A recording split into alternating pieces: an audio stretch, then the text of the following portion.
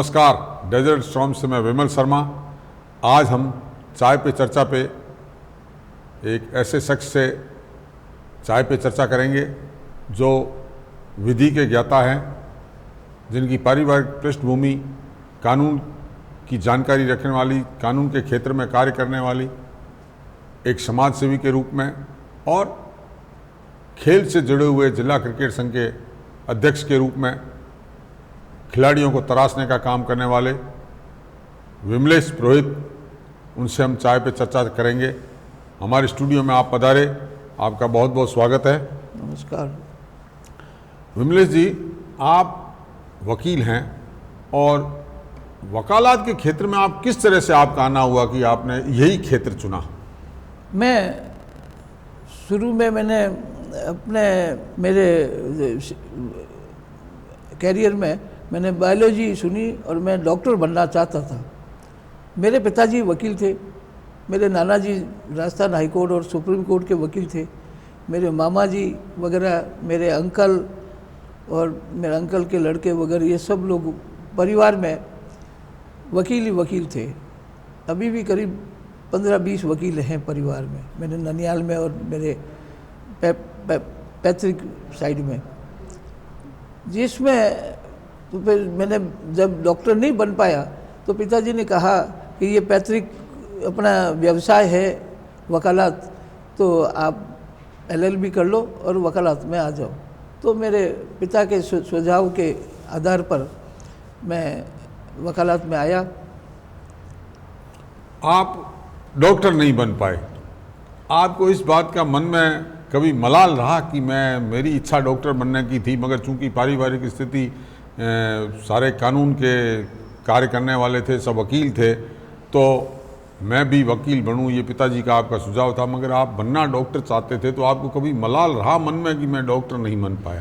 ना, थोड़ा शुरू में तो रहा कि डॉक्टर बनता तो ठीक रहता, क्योंकि मुझे डॉक्टरी थोड़ी पसंद थी।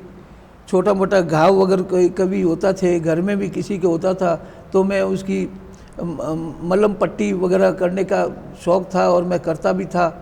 और उसके बाद में ये ज़रूर है कि मैंने जब बायोलॉजी ली और मैंने BSc बायोलॉजी में करी, तो उसका फ़ायदा मुझे इस प्रोफेशन में, वकालत के प्रोफेशन में भी मिला। क्योंकि जो क्रिमिनल केसेस वगैरह होते हैं और उसमें जैसे हड्डियों के नाम हैं, शरीर की संरचना है, उसके कई नाम हैं, तो बायोलॉजिकल नेम है, जूलॉजिकल नेम है, तो वो मुझे जानकारी थी, तो इसलिए मुझे उसका फ़ायदा भी मिला। डॉक्टर नहीं बन पाए मगर उसका फ़ायदा ज़रूर मिला। आप वकालत करते हैं तो वकालत में भी कई तरह की वकालत होती है, क्रिमिनल होती है, सिविल होती है और अन्य प्रकार के भी वकील जो अपनी गुणवत्ता किसी क्षेत्र में अपन विशेषज्ञ के रूप में काम करते हैं। तो आपका वकालत के रूप में आपकी विशेषज्ञता किस क्षेत्र में? मैं अधिक मुकदमे सिविल का लेता हूँ। मेरे पिताजी और नाना जी भी अधिकतर मुकदमे सिविल के लेते थे और इसके अलावा क्रिमिनल भी मेरे पास है और राजस्व के भी मुकदमे मेरे पास है।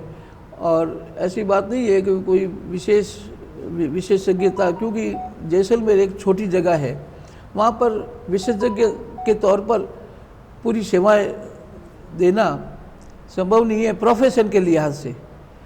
फिर भी मैं ज़्यादातर सिविल में ज़्यादा केसेस देखता हूँ और सिविल में जानकारी वकील के तौर पर भी आप एक ऑलराउंडर के रूप में हैं, चाहे वो क्रिमिनल केस हो, राजस्व हो, चाहे सिविल केस हो, आप सभी में महारत हासिल रखते हैं और आपका एक नाम है जैसलमेर में।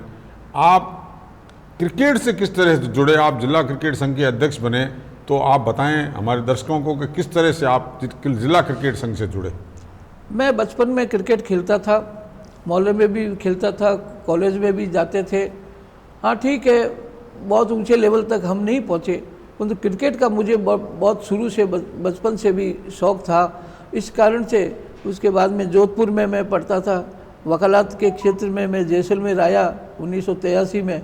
तब यहाँ पर आप विमल जी के कारण से देखा कि भी ये क्रिकेट से बड़ा रुचि रखते हैं वगैरह रखते हैं, तो मैं भी यहाँ पर छोटे क्रिकेट के क्लबों से जुड़ा और क्रिकेट का शौक़ होने के कारण से और लोगों ने मेरी क्षमता देखी तो उसके आधार पर मुझे क्रिकेट का अध्यक्ष चुना और 2006 से लगातार मुझे अध्यक्ष चुना जाता रहा है।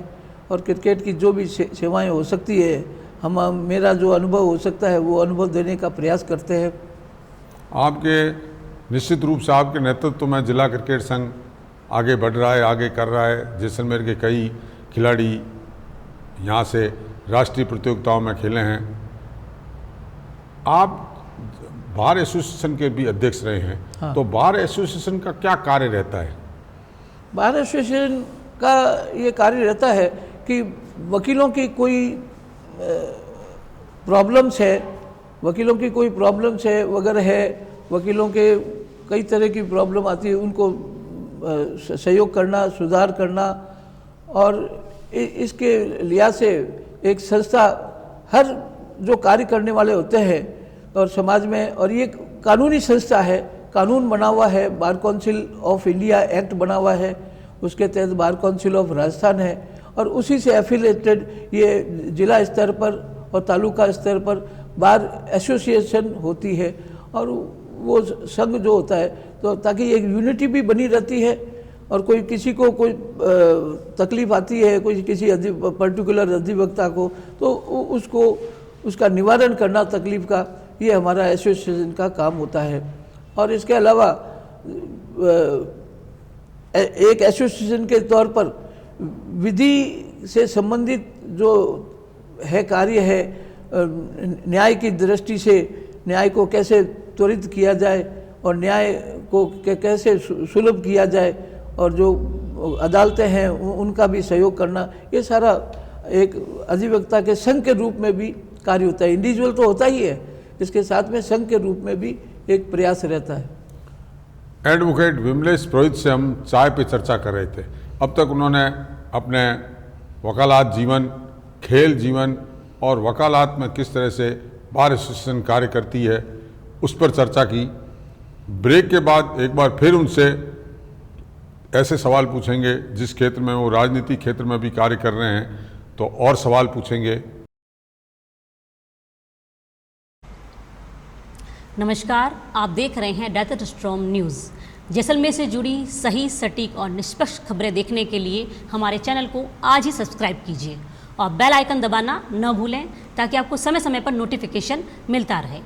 Desert storm news Facebook, Instagram और ट्विटर पर भी अवेलेबल है, जिसका लिंक आपको नीचे डिस्क्रिप्शन बॉक्स में मिल जाएगा। आज ही हमारे चैनल को सब्सक्राइब, शेयर और फॉलो ज़रूर करें।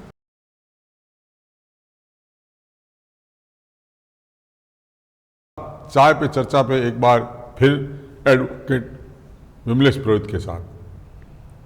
अब तक हमने उनसे उनके स्टूडेंट जीवन की, वकालत की और खेल के संबंध में बात की। अब मेरा सवाल है आपसे कि आप वकालत और खेल के साथ राजनीतिक क्षेत्र में भी है, भाजपा के विधि प्रकोष्ठ के संयोजक हैं और बुद्धिजीवी प्रकोष्ठ में भी आप काम देखते हैं, तो वो राजनीति से किस तरह जुड़े आप? राजनीति की यूँ है कि मेरे नाना जी के बड़े भाई थे, वो शुरू में कांग्रेस के थे और जोधपुर राज्य में जब हिंदुस्तान आज़ाद हुआ उस समय वो पॉपुलर गवर्नमेंट बनी थी, जिसमें जोधपुर स्टेट के चीफ मिनिस्टर तो जयनारायण जी व्यास बने और मेरे नाना जी के बड़े भाई थे, बड़े भाई मीन्स मेरे नाना जी के ताऊ जी के लड़के थे, बड़े भाई रामाकृष्ण जी आचार्य, वो वहाँ पर स्पीकर बने। वो कांग्रेस के थे, बाद में कांग्रेस में भी रहे। और मेरे बड़े मामा जी थे दामोदर दास जी आचार्य, वो भी कांग्रेस के कई सालों तक जिला अध्यक्ष रहे और उन्होंने काफ़ी सालों तक और अच्छे वकील भी थे और कई सालों तक उन्होंने राजनीति में भाग लिया। कई लोगों को एमएलए बनाने में उनका सहयोग रहा। तब उनको राजस्थान प्रदेश के जो रामकिशोर जी वगैरह जिला प्रदेश अध्यक्ष थे कांग्रेस के, उन्होंने कहा कि आचार्य जी आप है जो लोगों को एमएलए बनाने में सहयोग करते हो, आप क्यों नहीं खड़े होते हो। तो 1985 में दामोदर दास जी वो कांग्रेस से एमएलए बने नागौर से, और वो क्योंकि बहुत ही लर्नेड एडवोकेट थे और अच्छे आदमी थे, तो उनको कैबिनेट मिनिस्टर हरदेव जी जोशी ने अपने कैबिनेट में लिया। और राजनीति का हमारे ननियाल में ज़रूर काफ़ी रहा, और पिताजी भी हिंदू विचारों के प्रकृति के व्यक्ति थे और राजनीति से थोड़ा वो रखते थे। इस कारण से मेरा भी जब मैं थोड़ा काफ़ी बड़ा हो गया और वकालत में आया, तब मुझे भी थोड़ा राजनीति का मन उस तरफ हुआ। इस कारण से मैं जुड़ा, और चूँकि मेरा झुकाव जो है शुरू से जनसंघ और बीजेपी की तरफ रहा, इस कारण से मैं बीजेपी से जुड़ा। आपको आज का जो बदलता परिवेश है, पहले की जो राजनीति थी वो अलग तरह की थी, आज की राजनीति एक तरह से प्रोफेशनल राजनीति हो गई है, तो आप किस तरह से देखते हैं पहले की आज की राजनीति को? मैं देखता हूँ कि जिस समय भारत आज़ाद हुआ था उस समय कांग्रेस एक बहुत ही अच्छी पार्टी होती थी, उसमें बड़े बड़े अच्छे नेता थे, और उसके कारण से कांग्रेस को काफ़ी फ़ायदा भी मिलता रहा। धीरे धीरे, और पूरी राजनीति में भी, सिर्फ कांग्रेस ही नहीं, अन्य पार्टियों में वगैरह में राजनीति में जो अच्छे लोग थे वो किनारा करते रहे, और पता नहीं क्यों किनारा करते रहे ये मैं नहीं मानता, परंतु ये जब किनारा करते रहे तो बुरे लोग भी इसमें आते रहे, तो ये अच्छी बात नहीं थी। परंतु मैंने अपने लाइफ में देखा कि जो बीजेपी के जो उच्च क्वालिटी के जो कैडर के लीडर थे वो काफ़ी अच्छे और अच्छे विचारों के और स्वच्छ छवि के व्यक्ति थे, इसलिए मैंने बीजेपी को चुना। भाजपा में निश्चित रूप से जनसंघ और भाजपा में आपका कहना है कि अच्छी छवि के अच्छे विचारों के लोग थे, इसलिए आप भाजपा से जुड़े। आपको लगता है कि आज जो नरेंद्र मोदी की विश्व में हाइट है, कद बढ़ गया है उनका कोई वर्षों तक मुकाबला कांग्रेस में या अन्य दलों में राजनीतिक रूप से होने की संभावना है? वर्तमान में तो मैं देखता हूं कि कांग्रेस में ऐसा कोई लीडर राष्ट्रीय स्तर पर दिखाई नहीं देता है कि जो कि भाजपा के नरेंद्र मोदी का मुकाबला कर सके, क्योंकि नरेंद्र मोदी जो है वो एक स्वच्छ छवि और एक कर्मठ कार्यकर्ता की तरह एक साधारण परिवार से उठ करके और मेहनत करके और अपना इस लेवल पर पहुंचा है। तो इस कारण से मैं समझता हूं कि नरेंद्र मोदी का मुकाबला वर्तमान में करने लायक कोई कांग्रेस में या अन्य दलों में भी नहीं है।